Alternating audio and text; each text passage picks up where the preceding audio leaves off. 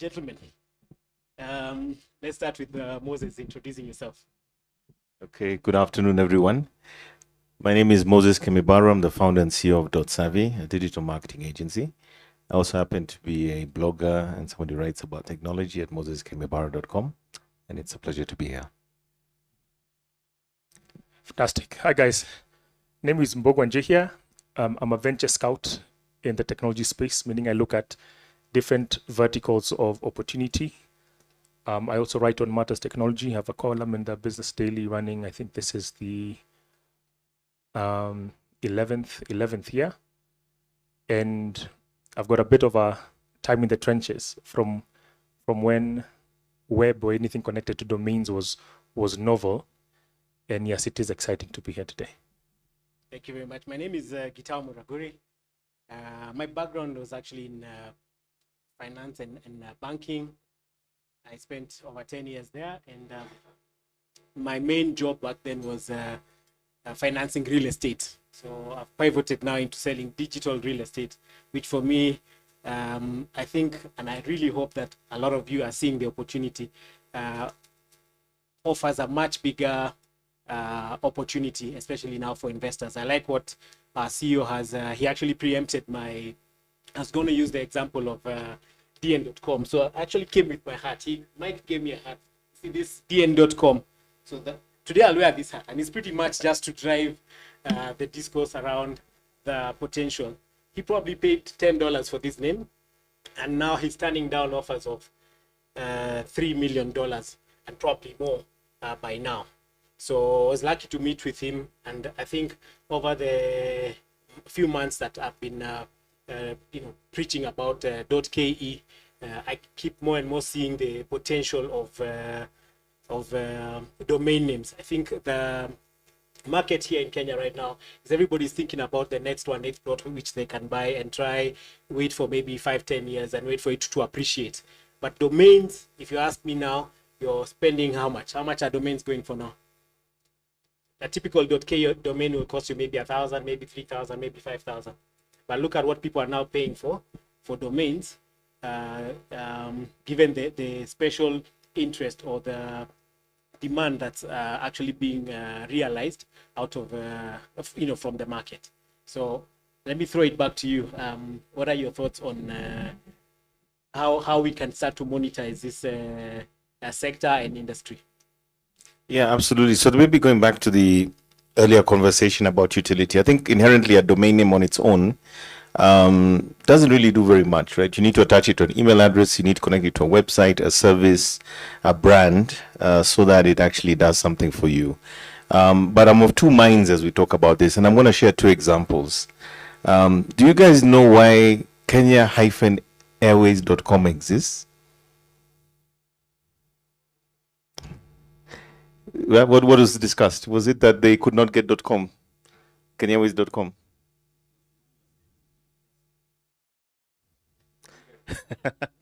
So many years ago, when I still had hair, in the early days of the internet, working at a company called 3 Mice, which was owned by Online, I was one of the account managers handling Kenya Airways, and they identified a party who owned Kenya-airways.com.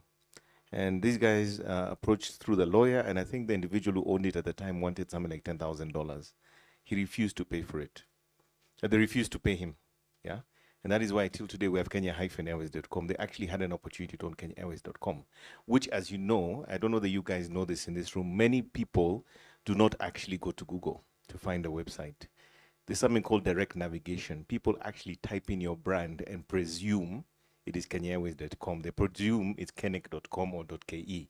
And there's a lot of brand value and equity lost in brands that do not own those domain names, right? I'm going to say something maybe a little bit controversial here. Keringet recently rebranded. Have you guys seen that? Is it Keringet water we're drinking? Do you know you can go right now online and register all those domains? Keringet.com, Keringet.ke, and Keringet.co.ke. Do you know you can actually do that? And this is the thing that worries me, that we don't take our domain name seriously, because a lot of consumers will not go to Google. They'll presume your brand name. You've built 30 years worth of brand equity in it, and you register. I want to share another story with you. When I used to work for Africa Online, we had a client in Diani called Aussie Mike. This guy used to make furniture in Diani. Aussie Mike, before anybody knew anything, used to own the domain name championsleague.com. Yes, even ICANN and all came after him. And unfortunately, in those days, what is Champions League? Yes, there's football, but for many people, Champions League could have been anything. You could justify it as meaning anything. I think eventually he cashed out for over $3 million. Now, let me share with you a personal story. Once upon a time with a good friend of mine, I'll not name him here, Mbugua, somebody we both know, had a company called May Communications. So out of the blue, he calls me and says, Moses, please register this domain name for me. It was $9. I registered it and we just sat on it. He didn't do anything with it. In fact, he didn't even pay me for it. But anyway, let me go on.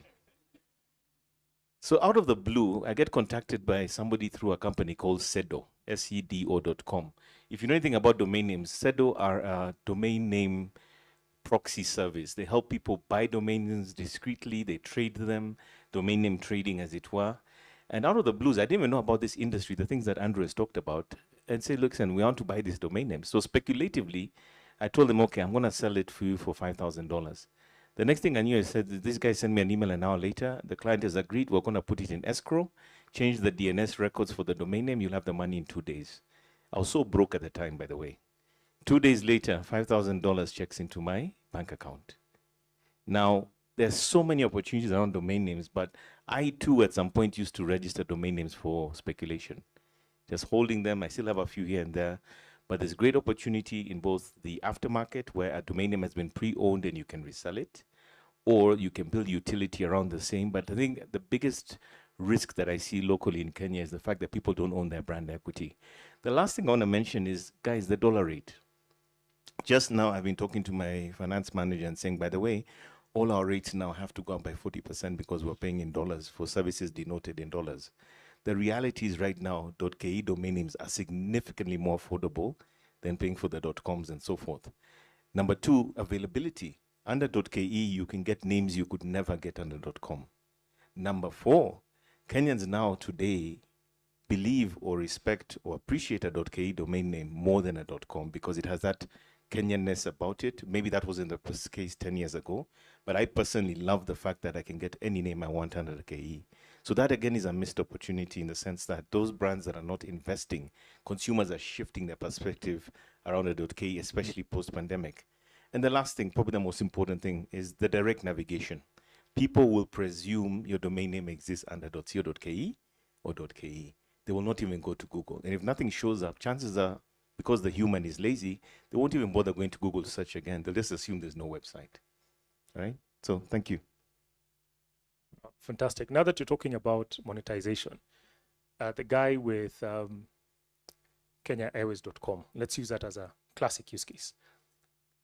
If you're in that sector, you'll know that the majority of the tickets are actually not sold directly. They're sold by agents. So if I was them, one of the things I'd do, because we now live in the day and age of APIs, is I'd literally put up a proper business as an agent riding off that.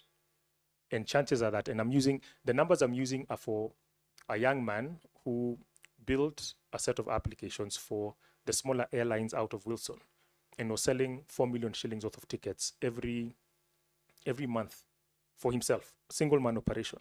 Now imagine at scale doing that for a property like the TLD that you're talking about.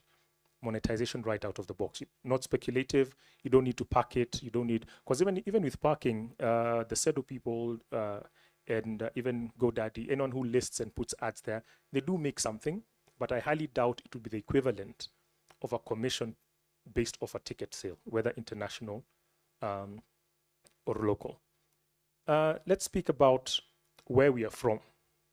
Kitambo, Moses and I were in the era where you could charge 7 million, 10 million shillings for a website, right? I remember doing, the likes of Safaricom, Case, all these big ones. And then tools democratize the internet. Now, everyone and their son can do Wix, right? There's WordPress, there are all these templates that you can buy out there. So even out of the blocks, when you're talking about utility earlier, and how do we drive value for this SME, we forget the power of bundling bundling means that I can come in and at the click of a button, I mean, all of us who've worked on domain properties, you know how easy it is, say, to use something like cPanel. If I can click and from my domain name, I get every other thing set up out of the box, I'm willing to pay, you know, for that. And maybe having simple tools. Now we have the likes of ChatGPT that could say, tell me what industry you're in. I'm in Mombasa. I run a seafood restaurant called Mawimbi. Help me generate content. Now that is value people are willing to, you know, to pay for. And right out of the blocks, you can have a service that ikifika November, and you're sending a reminder for this guy to pay some 5,000 shillings. The domain was 1K, but the value-added services is 4Gs. They're more than willing to pay for that. One more, looking at historically, just again at utility. In those early days, I remember one of the properties we worked on when we were at a company called 3 Mice was something called Life in Red. People nowadays think social networks started with Facebook. The days of, if you're willing to show your age, the days of Friendster, the days of MySpace, we had something locally called Life in Red. And that property had 100,000 registered users. We were streaming radio on that property while we're still using Windows Media Player plugins. But you could imagine it is even difficult to achieve those numbers now. But we created properties that people are willing to go to, and we used to call them digital fireplaces. So if you're looking for a cheat sheet of what to do, the beautiful thing about the internet now is that there are so many communities that you can set up. How many of us are in all these WhatsApp groups that my phone is on mute on WhatsApp because it will be now that just gives you a semblance of the opportunity out there in this niche communities, whether it is dog owners, whether it's people who like chihuahuas, and you're starting a Chihuahua association and chihuahua.ke, and you've got 1,000 people who are paying some form of subscription to know this weekend we're going to Karura to walk our chihuahuas. There's going to be a minder. It's 500 bob for the chihuahuas, and the guy who's going to stoop and scoop. All these things are out there. We just really need to think, you know, out of the box and look at what are people actually looking, you know, looking to do, not only online, but also offline. Thank you very much. I think, and I really hope that you're seeing the sort of opportunities that exist with domains. There's a lady who had asked about success stories, and maybe just remembering a discussion that we had with one of the registrars where their client requested for a domain to be registered, and he paid 6,000 bob, and they've, you know, they added a lot of content to it, and they've used it now for their business. But because it has a very strategic name, and again now pointing back to there's somebody who was asking about search engine optimization. The name was a very easy one, so they've recently just sold it for $25,000. So you all have your calculators on your phone. Just calculate what sort of return that is, from 6,000 shillings to $25,000. The asking price was initially $50,000. So you can imagine the sort of return that people are having out of domains. I don't know that you may have any other local examples of what this could look like. I think for me, one of the things, because at one point I was actually on the board at KeNIC, that I've always hoped that we'll do locally, just like we have domain name marketplaces like Sedo. There was another one, I think, some years ago, I forget their name, but like Sedo, you could, you know, if we were to create, I think, to allow users to surface domain names that are possibly pre-registered or available in a way that makes it a marketplace. It's almost like going to eBay, almost like going to a place where you can buy and sell. The idea would be those who are just holding domain names can put their domain names there to be listed, and possibly with a valuation. You also see this on GoDaddy.com. Equally so, if I'm coming and looking for a premium domain name that I think aligns to my industry, you know, maybe salt.ke or sugar.ke, and potentially it represents a whole industry opportunity, how would I be able to easily surface those domain names and purchase them online? And I think that's a huge opportunity, because if you look at domain trading as an industry or profession, it's something that may not be as popular as it used to be, just because of the advent of social media, and people are now using, you know, Google Places and Facebook pages and Instagram pages as almost a proxy for a website. I think there's a massive opportunity where domain names could be surfaced and found. And I know that, of course, there's the auction that happens every so often as it is right now. And I know that a lot of revenue and sales have been done in this manner. But I think within the local context, amongst ourselves, if we have dormant, underutilized domain names, how can we create a platform where we can buy and sell and trade in them? And more importantly, in that process, therefore, the value, just like land, of those domain names will increase substantially, especially when we have this discovery process. You go there, you see something you like, and just like you'd buy an art piece or you'd buy a car in a showroom, you say, I think I want that one. Why not? It would be perfect for this business idea or something I'm doing. So if we can maybe explore the possibility of domain name trading at a local level, paying with M-Pesa, very fluid, very frictionless way of doing so, I think there's a massive opportunity going forward from a local perspective. I fully agree, actually, because that sounds like a secondary market for Correct. domains. Correct. A domain name secondary market, locally based on a local platform. I think my challenge is to all of us, both in this room and also online. I think we just need to get creative, get out there. I don't know, maybe there's probably matatu.co.ke or matatu.ke or I mean, you almost need to just think out of the box and get, find out whether a name has already been registered, because likely it is available and you could actually do something with it. Can I add something? Maybe just Absolutely. Another idea to borrow from the crypto space, the cryptocurrency space. Maybe some of you are aware of the phenomena or the development of NFTs, non-fungible tokens. And the funny thing about that space is that, NFTs are based on the blockchain. In many instances, people have been creating art or creative assets, which people have been speculating on and being sold for, cryptocurrencies worth millions of dollars. And I think currently people like Bored Apes and a few others are the most popular, but most of them have lost like 90% of their value. But what is interesting in that space that's happening now is, as much as the general commercial make money quick area has become sort of bad for it, I think it goes back to the days of the internet itself, when, in the early days when everything went .bomb, people thought the internet itself was not viable. The very internet itself, people suspected wasn't viable. But subsequently, as you can see, we are still here and we're still using it. And I think if we look at it that way, then the NFT thing is interesting, because where the real value is now is in applications like, for instance, using your NFT to provide validation of an authentic product, right? So people are using it, for instance, to validate that that is a Louis Vuitton bag because it has an NFT as a proof of authenticity. And maybe in some ways, if we look at that, maybe there's a thesis there around domain names becoming a way of validating or confirming a product or service is indeed authentic, right? Especially now in the Kenyan context for .ke.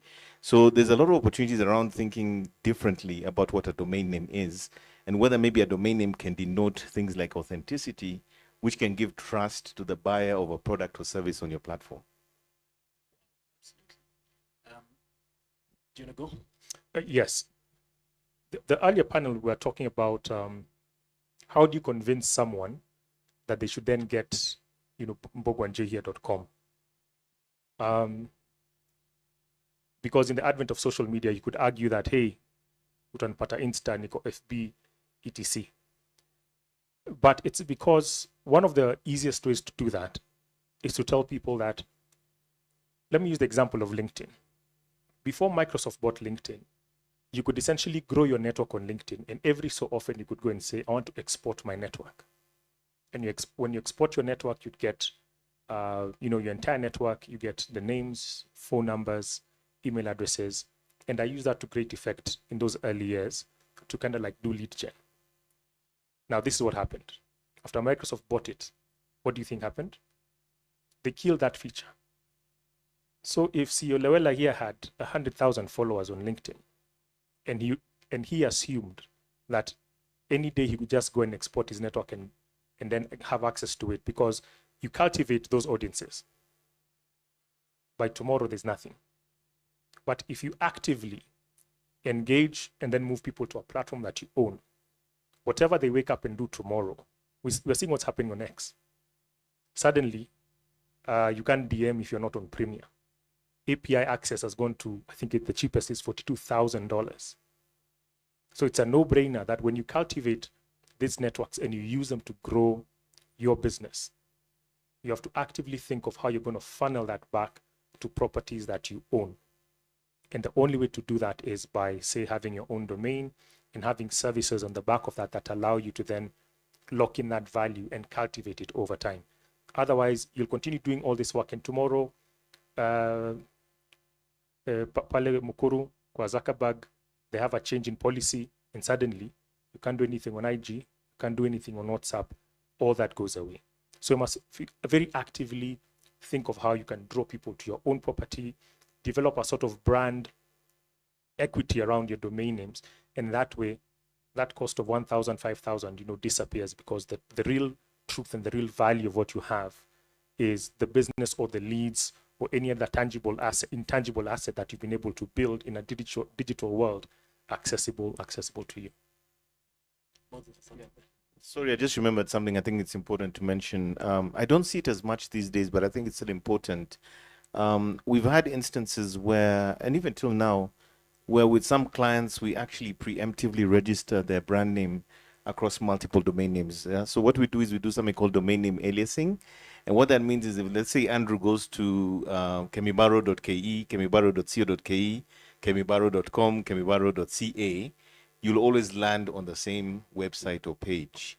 That's another opportunity for domain registrars, meaning that as opposed to selling one domain for your 2,000 shillings, you could sell variants of the .ke extension, but also variants of other ones, meaning that suddenly a 1,000, 2,000 shilling sale could easily become 50,000 plus.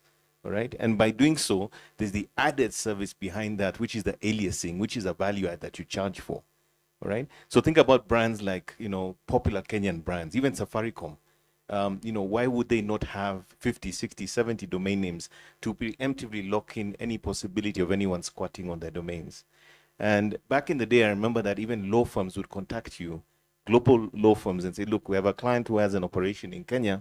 We are trying to protect their brand globally. So they would reach out, they would tell you, these are the ones we need to confirm availability, and then you register.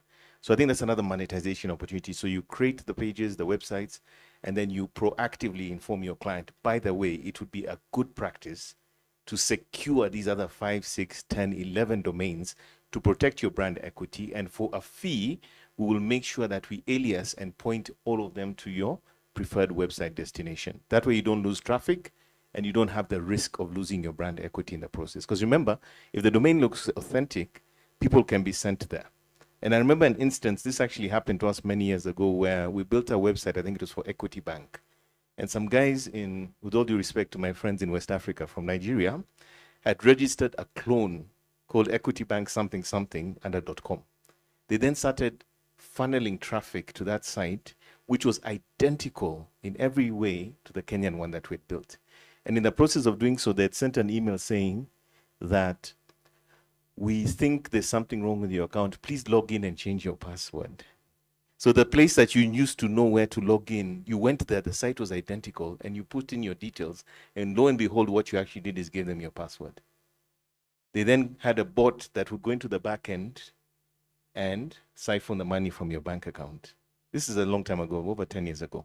But the point I'm trying to say is that if you don't secure your brand equity across domains, there's a risk, but also there's an opportunity, because you as a domain registrar can sell more domain names and value-added services, even from a security perspective.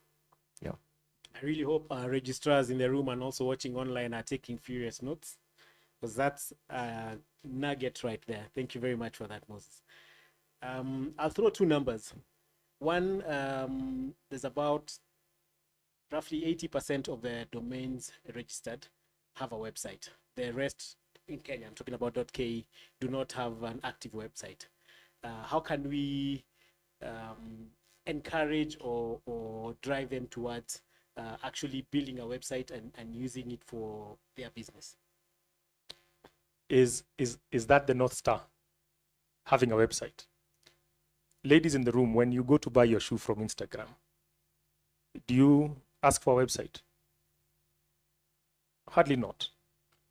Maybe if we go back to first principles and say, The internet is supposed to empower two things: communications and commerce. Yeah. We assume, for the majority of us in the room, that everyone should have an email address, for example. Because the email address powers many things. That's how you sign on to your social media. That's how you sign on to your mobile banking account. Maybe the thing is not, we're back on the track of utility. Maybe the thing is not, the website is not the end all. It's how do you drive more utility. So let me throw something out there. What is the other number that is probably, what are the other two numbers that are probably super unique to an individual in Kenya? One is your mobile number. The other one is your ID. My ID number 2424 XXX XXX. .ke. Maybe, because then I can use that to auto-generate an email from there that I can use on eCitizen. Do I have to be online to do so? I can be mobile, but not necessarily online. Can I dial a USSD code to dunge IPRS, ninunue domain name linked to my ID that is verified by IPRS, a government registered document, or a phone number? And the reason why you have a phone number is because nowadays with a phone number, you have to be person present at, say, the telco. Then, can I enable my cousins out in Geshagi to very easily onboard to any other service? Now, they want to sell something on Facebook. They have an email that they can use, your driving utility. Here's a second line to that. As they have that email address, what do we have most of the time? Most of us have banking applications, etc. Do I even need to have an email that is Google? Do I need to have it as Yahoo? Can I have it, whatever this extension is, can I have it automatically there in a way that the next time you from your Gmail are sending me email, can you send it to my ID at my domain name and I receive it on my mobile phone? You know, Kitambo used to have very simple services like email to SMS. And because you're talking about bridging a digital divide, can you imagine a world where that I can send you something rich via email to your email that you're saying has been generated by my ID, and it gets to me even when I'm offline? I'm just throwing some wild ideas out there to show that maybe the website is not the end all. When I drive this utility, is it something that somebody somewhere is willing to pay? Kama ile wangapi mko na call ringback tone nikikupigia simu inaimba Rose Mohando? It is a massive business. People pay 1 shilling, between 1 shilling 75 cents, even up to 3 shillings per day. What if you give a service that you could bill in that way, and across 1 year at 3 bob, how much is that?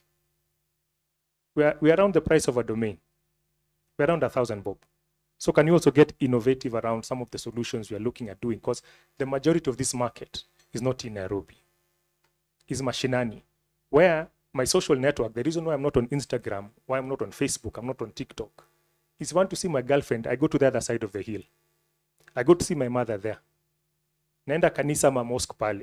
That is my social network. Naenda pale kwa town, nikule miraa, chini ya mti na mabeste. Give me utility that connects me to the global economy and help me find a way to pay for it easily. So hopefully I've disrupted your website. Absolutely. As an end game thought. Moses, you know, just to add on to Mbugua, I just remembered something interesting. You know, many years ago, I registered Kemibaro.com. So it's been there maybe 20 plus years. I put all my family there. We have our emails and so forth. And there's one day I literally was like, no, is this thing of any value? And I just asked them, you know, do we need this? And I remember people like, no, I need that email. And that sense of ownership and identity, I think, is a very powerful opportunity, because let me tell you, on my phone, there are people where I have to put an extension on their name because there's so many Andrew Kariukis. There's so many James Odongos, you know, and I'm asking myself a question here right now as you were talking. What if one of the business opportunities is you look for those extensions or domains based on popular Kenyan surnames or names? Minor.ke. Now, what if you went to the minor.ke community across the country and said, guys, I'm going to throw you this service for 1,000 bob a year. You'll get an email or something, but I want a subscription and I'm going to get all the miners.kes onto that particular domain as their primary email. How cool would it be if your name is Anthony and then it's Anthony@miner.ke? Yeah, that's a domain name you'll want for life, isn't it? Yep. So as we start thinking about unconventional approaches, sometimes it's right in front of us. An opportunity built around the fact that, hang on a second, there's 100,000 guys called Miner.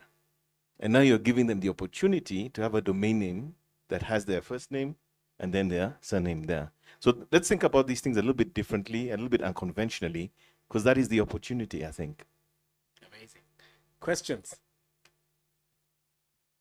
Chief Evangelist. Before I do my vote of thanks. It's rare, ladies and gentlemen.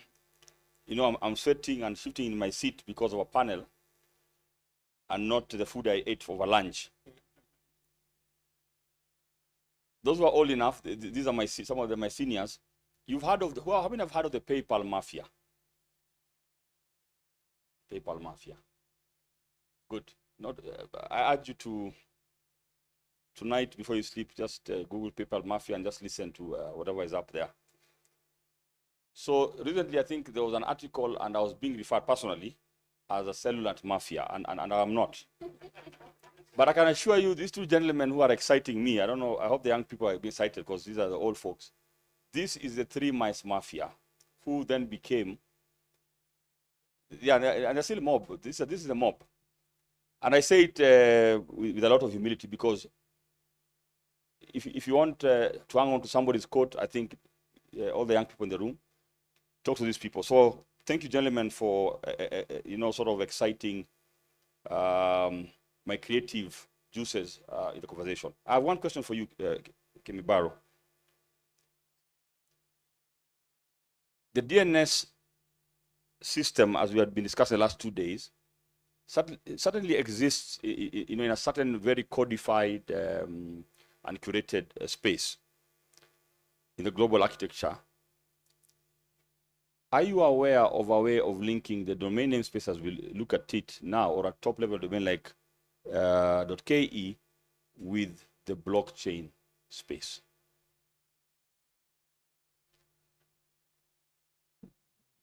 So interesting you bring that up, and I think Mbugua maybe has more context on this one. But I do know, and I'm aware of the fact that you can register identities under .eth.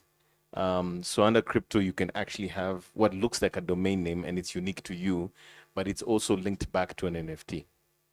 So as a proof of identity, or almost proof of personhood, what I think WorldCoin is trying to do, this .eth extension is now one of the ways that you can somehow connect an element of DNS back to this crypto situation, and of course back to the blockchain by extension.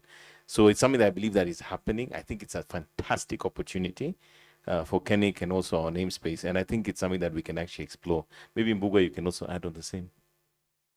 You've covered it pretty much, and it goes towards, especially if I'll keep talking about connecting to the global economy. Phone numbers, Kenya is 9 digits. You start going to countries that have 1 billion people, and then suddenly the phone numbers get much, much longer. So it's a lot more difficult for me to think of sending you money if I'm going to go on a mobile money platform and use a phone number. So if I need to transfer value to you, what is easier to remember? MbuguaNjihia.com or Mbugua.ke is much easier. And I want to send that, and then it can of course check on chain, maybe bring me something that helps me verify that it is you. I can see a lot more details about you, maybe even the last thing that you tweeted out, etc., to verify that I want to make that transaction. So that's a very tangible use case of, hey, we all want to, you have a contract with someone out there, how do they pay you? Can they go on chain, and what can they use to verify your identity? I think that's the next level, and that can actually really, really drive adoption of local domain names and people just wanting to have that identity linked. I think ultimately what we're saying is that things like your land purchases, authenticity on things like luxury items, these are things that are already starting to happen. And the fact that you're behind that NFT and with the fact that it's linked back to a domain name, you can authentically confirm that this person owns these things or is the rightful owner of this piece of land that was, sent so many times. So I think, absolutely, I think there's a massive opportunity around how does the domain name become almost a translator for the fact that, these are your crypto assets. And I think also within that, we have these horrible cases. Even right now, I think there's one of the crypto marketplaces the other day where I think they lost $1 billion in crypto. Why? Because many of these use a proprietary way of having your access to the platform. And if it gets hacked, they're able to go in and get your crypto wallet. So again, this could be one of the ways that you can protect and allow an alternative way of using and having and holding even crypto assets using a domain name, correct?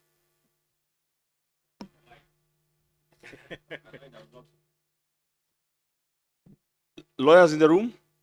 Any lawyer? Go ahead, you won't be quoted.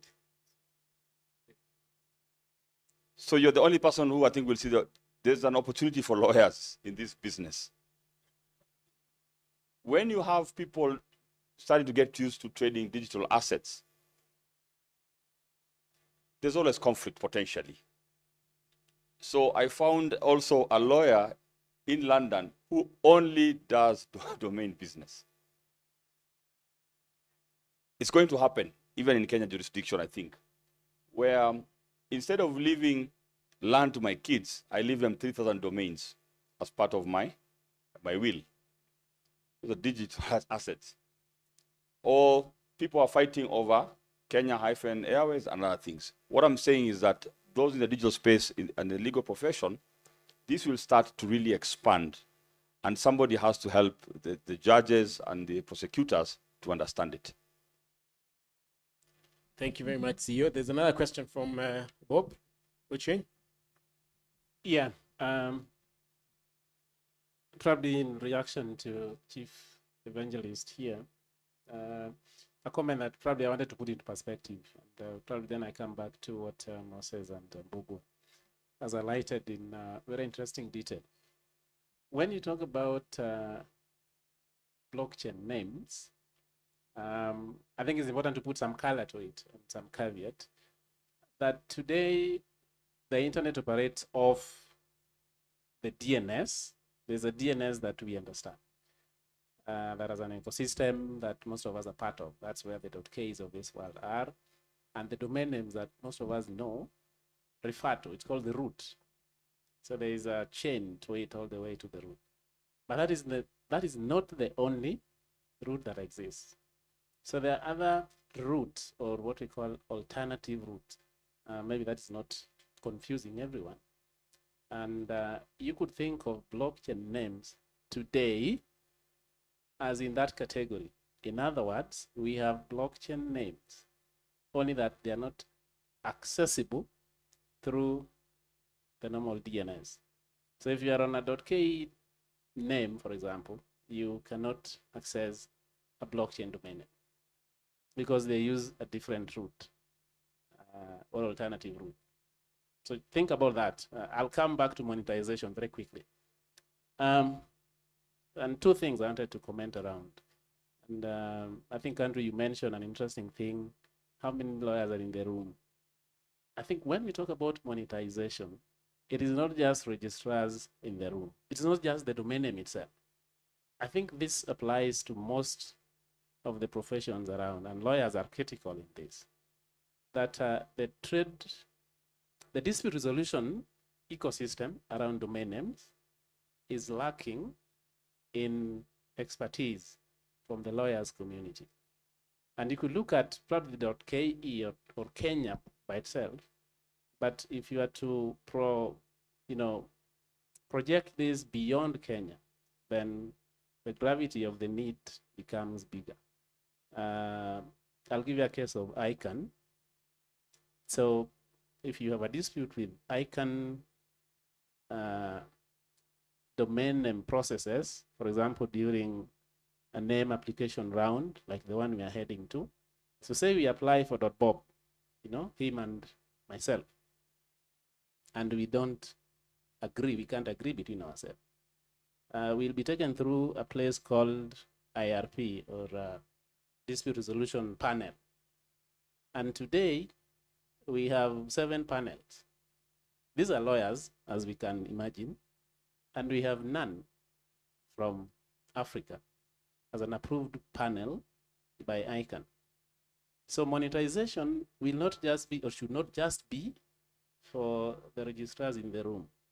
It is for the rest of you as well, that there are opportunities in this space that you can actually grow and be a pool that can serve both Kenya and beyond.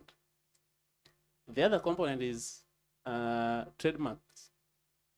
And I think, Moses, you talked about how do you protect the different brands that a company has, or your digital asset.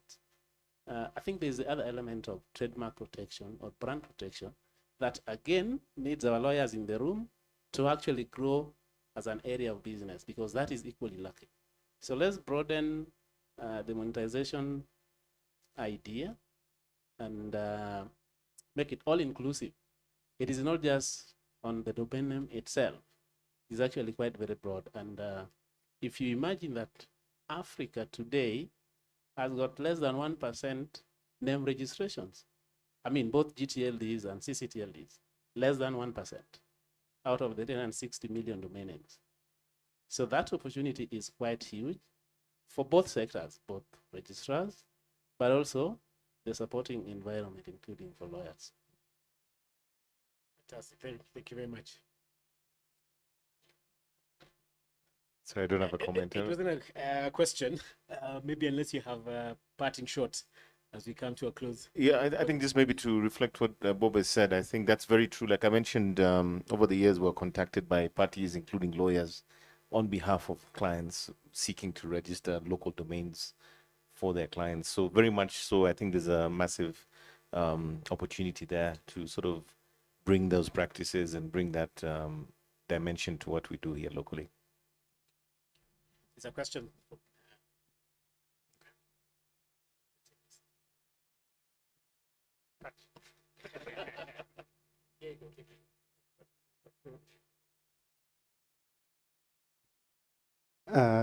Thank you very much.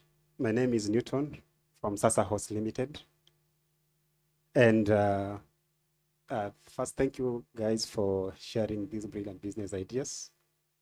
And we look forward to you guys Sending our invoice. tuongea nyuma ya tent.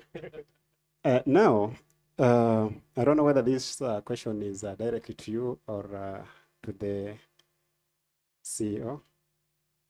When we talk about domain business, especially .ke extensions, my question is, when it comes to the ownership, like I know with .com extensions, sometime when a client register and someone wants it, we send them to these people to go and negotiate. If it goes through, you are lucky.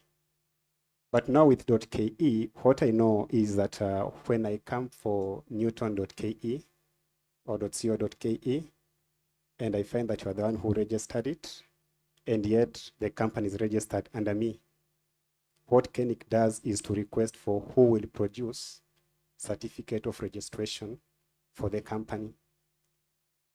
Now, the question is, in the event that I register, and in reality, I'm not the owner of the company, or I didn't register that company, and yet is the domain that I registered, do I have ownership, or it will be transferred to the company that can prove the ownership? Then, secondly, once this domain name has been registered under me, and like a year later, a company with almost similar name is registered. Yes, they will have legal registration details for the domain, for the company that is, but the domain, it was me who registered a year even before the company existed. How will you treat these two scenarios? Thank you. Thank you. Is Beth in the room? I think somebody needs to call her. She's the expert on this question. But the first part to sort of give some comfort, which is another advantage of having a .ke domain. We have less of these cases. The scenarios are accurate and precise. And we have a dispute resolution mechanism, which my colleague handles, and she can, I think, manage those two scenarios. So that's an advantage. So the less than 1% looks like a disadvantage, but because there's availability, as Kemibaro said, there's also less disputes in this desk. But the disputes can and will arise. So it's a question of the legitimacy of ownership. So the dimension you've mentioned, I think having it registered, for example, under BRS, you're talking about a CR12 or business name registration. So that's a legal requirement. And I'm just trying to buy time for Beth to make her way. It is more than that. I think her team sits to understand you might own it technically, legally, but have you built a business around it? So the legitimate question, I think, is much more than just some, say, I was born John in my birth certificate. But somebody says, but I've been John the Baptist. I've been actually baptizing people with the name. So which one, I will leave this to Beth. The issue of ownership and the legitimacy. One person owns it by registration.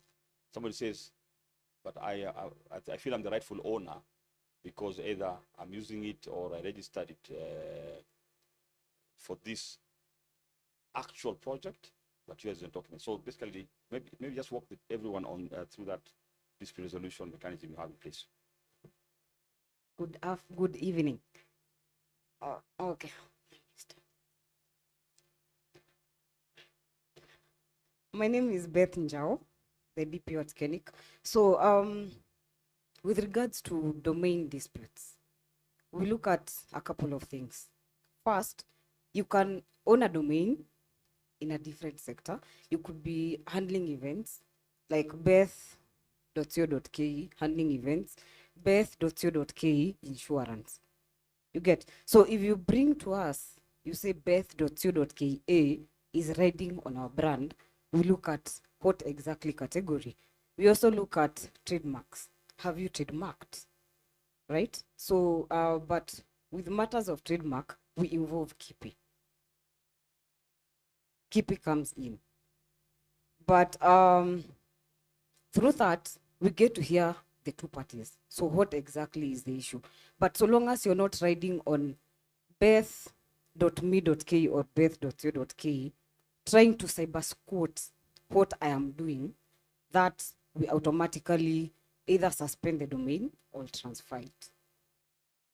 But if you are in two different sectors, we do not take any action because there's no way Beth A is related to Beth B. Those are two different categories.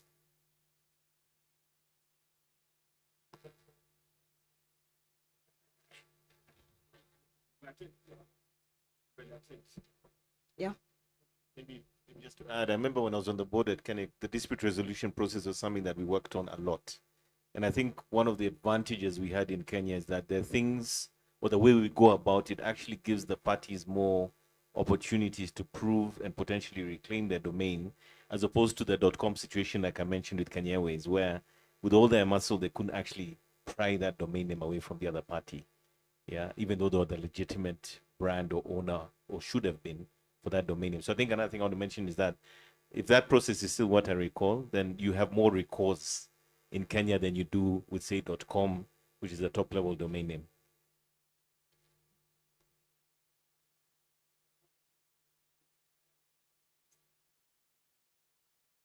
As a baseline, let's assume that I registered Kenya Airways.co.ke.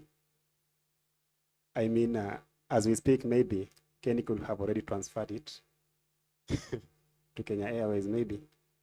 But you see, in the case of .com, there is that full ownership. But in the case of .ke, if it was just the same domain, I feel like the process might be even longer. Then also to be very clear on my question, we have Newton Ltd as a company, and Newton.co.ke that was registered in 2020, and Newton.ltd is registered in 2023, right? And they are coming for Newton Ltd.co.ke, which I registered 3 years ago, and yet the company is very young. Bearing in mind, I'm looking at the business opportunity as far as reserving a domain is concerned. The question is, will I make something out of it, or it will be transferred? Thank you for the clarification. That's fair. At KeNIC level, we offer mediation first. We bring the two parties on board. You've been part of a dispute resolution process before as a registrar. Okay, so the moment we receive a complaint, we bring the two parties. We hear the two sides, right? Some actually ask for money. They come and say, we'll give you the domain, but we have invested so much. We want 4 million. So as KeNIC, at that point, we cannot come in. We give these two parties opportunity to talk. If you agree, you come and tell us, we have agreed to transfer the domain and we are going to pay. If you do not agree, proceed to arbitration. We have a list of our arbitrators online on our website, kenic.wa.ke. You agree, whatever you agree, come to KeNIC. If arbitration doesn't work, go to court. But the moment you ride on Kenya Airways, that's a very well-known brand. Truth be told, you will not win that. We've had a case with Airtel.co.ke. It's a known brand, trademarked in Kenya and outside. So we end up like, unfortunately, you transfer the domain. Fortunately or unfortunately, transfer it. But at any given point, we give the two parties time to talk. Yes.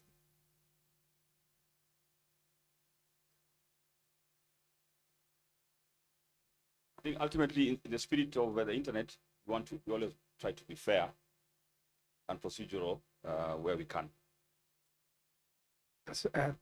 Sorry, based on your response, I was just trying to think, like, if I want to venture into maybe domain system and a business, and I say, okay, let me start registering maybe domains that can maybe in future generate something. Will it require that every domain that I register must have a backup business, which is like, for example, if I have bet.co, I have a bet limited company, so that in future maybe someone registers bet limited as a company does not compromise my domain.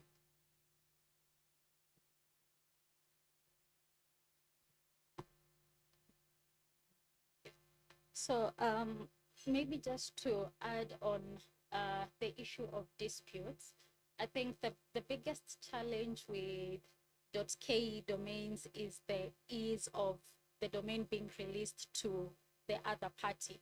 So what my colleague was trying to put across is that when it comes to other domain extensions such as .com, it's much harder. Unlike, I think there's a gap in the legal system when it comes to Kenya, whereby if at all maybe both parties can't agree and they now go to court, you find that most of the time the legal process might tend to lean to the person who already has an existing brand, and the person maybe who registered the domain even before this existing brand was created ends up losing.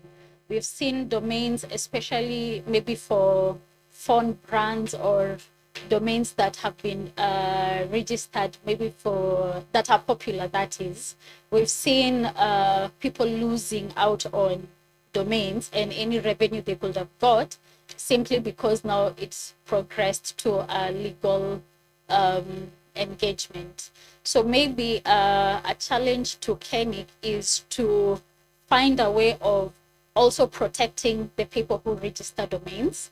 Because if I registered a domain 10 years ago, I've been paying for it consistently, and then these new companies registered a month ago has the name and the legal documents, and when we go to court, I end up losing the domain. It's kind of not fair. Yeah, and now the other bit is that most of the time, when it gets legal, they also engage the registrar, or rather the registrar becomes like the middle man in the legal process, which also now has a implication in terms of you have to appear in court. Like, I think there's a gap in protecting the registrars, because all you did is register the domain name, but when it gets legal, you also become a respondent, which you're now required to appear to court. So I think there's a gap, and what the panelists also talked about, bringing in the lawyers for a legal framework to protect maybe the registrars and also the owners of the domain name, is something that we can work on as a community of those key domains. Yeah. Challenge accepted. I think the gap is clear for me, and we can look at it again with the registrar community. I just had one question. How many of your clients have actually gone all the way, the whole hog, to the courts? Do you track that number, like a big growing number? Yeah.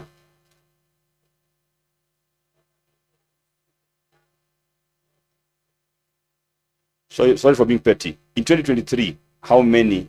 It's a number, significant. Where's Bob? We know English.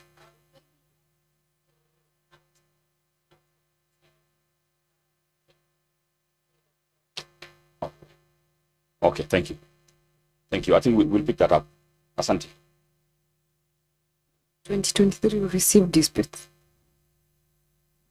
Yeah. Okay. Sawa. Engineer. Oh, you asked a question on if you register your domain 10 years ago. Same as she has asked.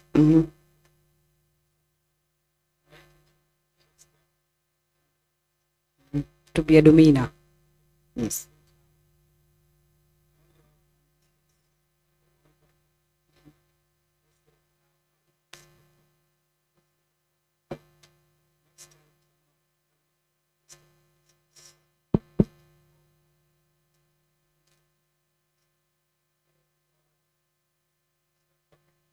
So I have alphonse.co.ke as a domain, but I don't have any business attached to it. It is just a domain. But in let's say 5 years, someone come up and register Alphonse Limited Company. Of course, there are many Alphonse. And then maybe we get to a point where he claims that he wants that domain. Okay? And for me, myself, I say, okay, that is my domain, but I don't have necessary documents or legislative documents or statute that show that, okay, this is attached to this kind of company. It comes with a certificate of registration or a business certificate. For me, I just come like, okay, I registered. Who will be happy in this case?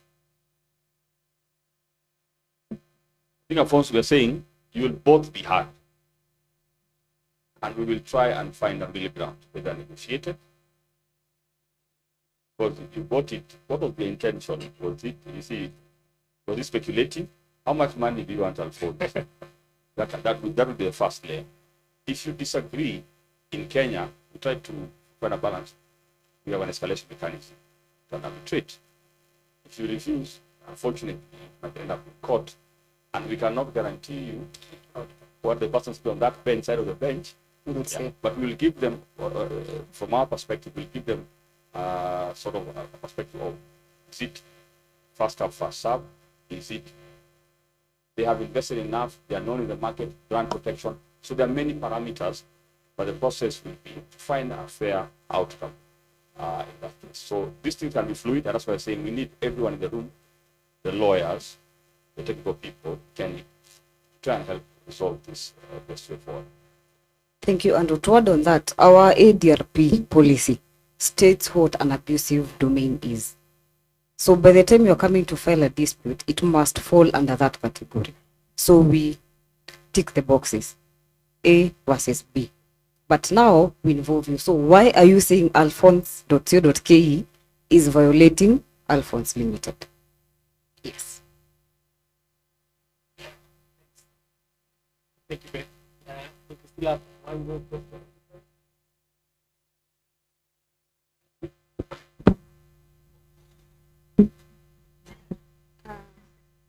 Good evening, everyone. I think from the discussion we've had on the back and forth on regulations, one of the duties that a lawyer has most times when it comes to a client, we look at the future challenges that the client might face.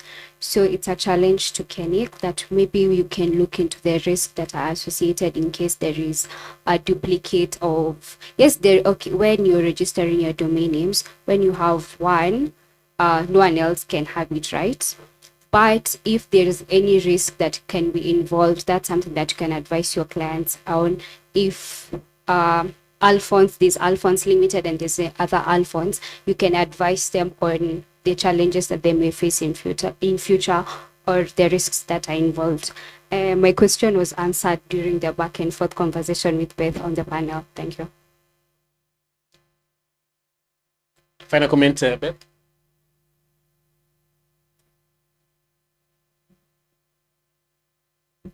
I think over time, some of the challenges we've had is with domainers.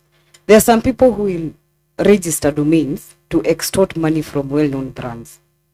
Last year, we had 5 cases of KCB. Somebody registered KCB groups investments, came to us from CA. Another one, KCB- groups. So until it is brought to our attention, we take action. But you see the fact that KeNIC does not register, our registrars have that visibility. So it is for them at some point to advise. I remember Fred Secunets yesterday mentioned, the moment they realize there is a domain similar to a particular product, they do a follow-up and they advise. So in this case, can you then collaborate with our registrars to help us on that? Right? Yes. Thank you. Thank you, Beth. Any other question? I want to take a simple poll. How many of you now feel or think that there's actually opportunities in domains? Hand up. So almost all of us. How many registrars do we have in the phone? Registrars, hands up. It's a good number. And I want to believe a lot more are watching online. So those are the people to reach out to. They'll help you register your domain across the various extensions. I think it would be a disservice if we did not take note or mention the registrars who are in the room, as well as the other. We have almost 200 registrars who can be able to register your domain. I know there are people who've asked, how do I become a registrar? So I will ask our team from KeNIC. Where's this? Joel? Joel in the room? Steve? So those are our account managers. They're outside. They're probably registering some people. But there's Joel. Maybe you can just wave. So Joel can walk you, take you through the journey of becoming a registrar. And there's Steve also somewhere around there. So the two of them are really key in they'll be able to assist anybody who wants to become a registrar. Last parting shot from Moses and from Mbugua. Thank you. My parting shot will be a short story about the potential. A few years back, there was a South African company, I think it was backed by NASPERS, called Mocality. And one of the things they did is they said, because you're moving to the digital age, the yellow pages is a relic of the past. And I don't know how many of you had ever listed in the yellow pages, but they used to have the fee to be in that yellow book that was placed in call boxes all over town was a bit on the steep side, even for an established business. And if you did your ROI and say, who called me from getting my details in the yellow pages, the physical book, probably not get much. So what Mocality did is they had a very interesting system of recruiting and verifying shops, retailers. And everyone, you could find them on the Mocality marketplace. And to the best of my knowledge, they had managed to register and verify over 400,000 biasharas. And this is saying Mbugua Butchery, somewhere in Langata, Moses went and marked it, someone else came and verified that it actually exists.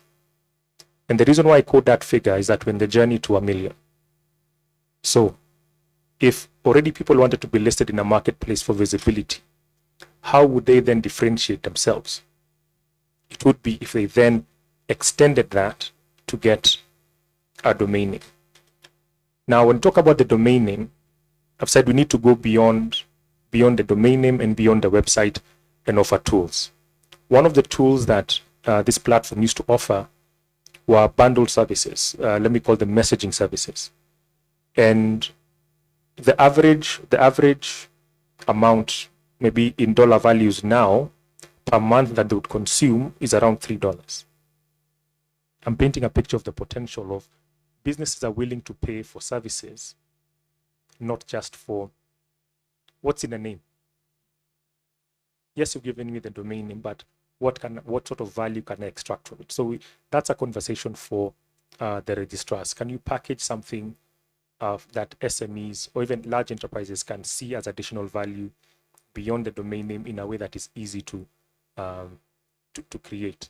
And maybe now for KeNIC is to say, what other valuable services, like we've talked about, the trademark database should be something that I think is publicly accessible. Like you can go and say, is Coca-Cola a trademark in Kenya? So that if anyone is trying to do a Coca-Cola, like you said, flag it, follow up and say, kindly provide documentation. And what we've seen in the telco space, I'm also in value-added services in the mobile side, is if you want to go to any of the telcos and you say, I want to register a sender ID with the Coca-Cola. I mean, coming to the festive season, I want to send you guys messages with ID Coca-Cola. The telco will say, Mbugua, please provide documentation to show that you own this. Whether that's a trademark, copyright, a business registration document, whatever that is, so that they can then originate that. Because we also have to look after the legitimate businesses and not in this race to 1 million, there could be 30% of bad actors simply trying to look for those opportunities. So maybe again, I know KeNIC also has revenue targets. Maybe it's a service that you could create that then the 200 so registrars subscribe to so they can run more efficiently and therefore reduce the cases of escalations from the site. I think that's it. Let's think beyond the domain name. Let's think of a service that we could layer on there. And most importantly, the innovative business models. Remember I mentioned the callback ring, CRBT, caller ringback tone, that people are being charged 3 shillings a day for. Across the year, it comes to around that figure that you pay for regular domain name. Can you look at, I don't want to use the malipo mdogo mdogo, because you're literally paying for it day by day, but in a mechanic that is not painful to an SME. So that Mama Mboga, think of it this way. If you go to the Mama Mboga at the corner somewhere here, and you say today, give me 3 bob, she'll reach for the hanky and give you 3 bob. Tomorrow, do the same thing. The money is there. You just need to package it in a way that doesn't feel painful, as opposed to me going and saying, Mother, give me 1,000 shillings for a domain name. We'll hear at the K. That money will stay there. But if it's 3 shillings per day, these people are liquid and they're willing to pay for services that essentially have real world value for them. Asante.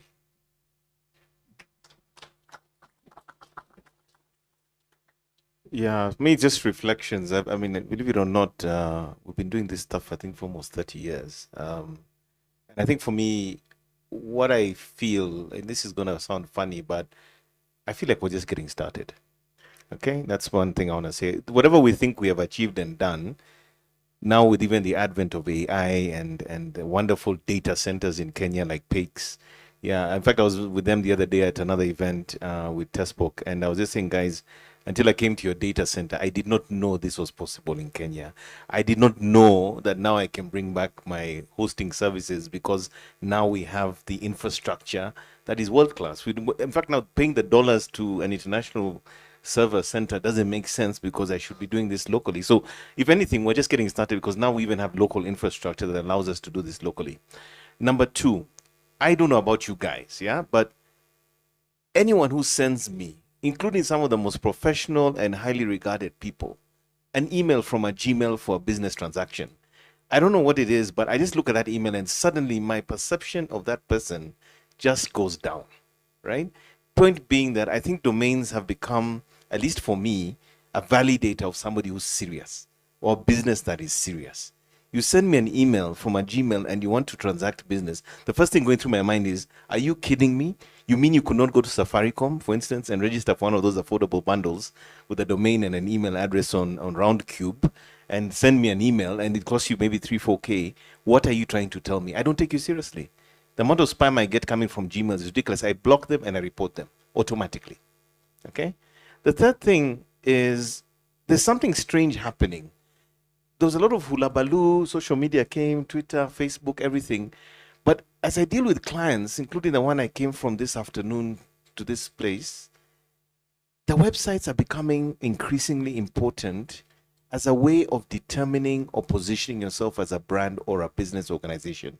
What's my point? There's a lot of young people today who believe by the virtue of having a Google location on Google Business Places, whatever it's called, or having a Facebook page or an Instagram account is sufficient. But that means you're dime a dozen. There's nothing distinctive. There's nothing special. The barrier to entry is very low. But the moment I see somebody has a website, and especially these days at .ke, I sort of feel a sense of comfort, a sense of trust, a sense of this must be somebody legit. And I'll give you a personal example. There's a time when my fob for my car key had a problem, and I Googled it.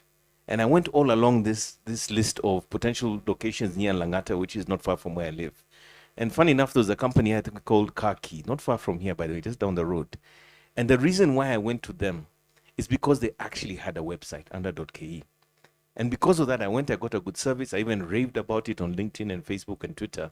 And the only differentiator was the fact that if this person had taken the time to build a website, and not to mention it was also .ke, then for me, I had that level of confidence that this is the most legit business. So I think as we think about the value of a domain name as a brand differentiator, as a way of positioning yourself above the noise, I think more than ever, because now the barriers to entry are zero for social media and other platforms, it becomes even more important to have a web presence that works off a legitimate domain name, and preferably a .ke.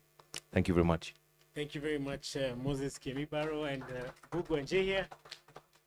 Asanteni sana. Thank you very much.